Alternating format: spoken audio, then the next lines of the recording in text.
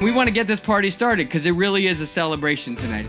It's a celebration of your support for the lupus patients and the lupus families in our community. We're excited to finally be back together to celebrate Lupus LA and to honor Dr. Daniel Wallace.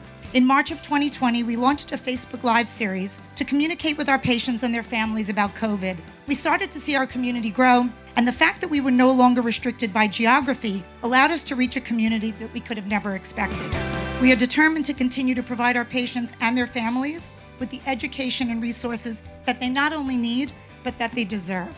Sharing my story and the stories of over 50 other lupus patients and counting is important because the world needs to better understand this disease. I want to thank all of those who have chosen to help expand the reach of Lupus LA by sharing their stories.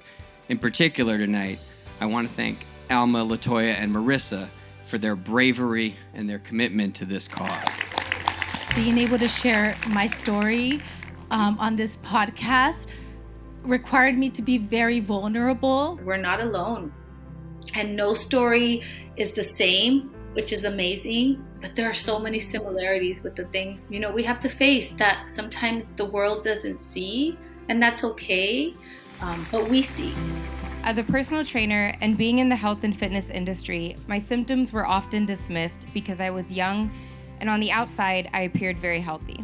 Hearing these stories and attending these events put on by this incredible organization gave me the courage to speak up and voice my concerns when getting pushback from doctors about being young and healthy. Sharing our stories is important because that is how you build a community. And the comfort and power of community are essential in surviving a chronic illness like lupus.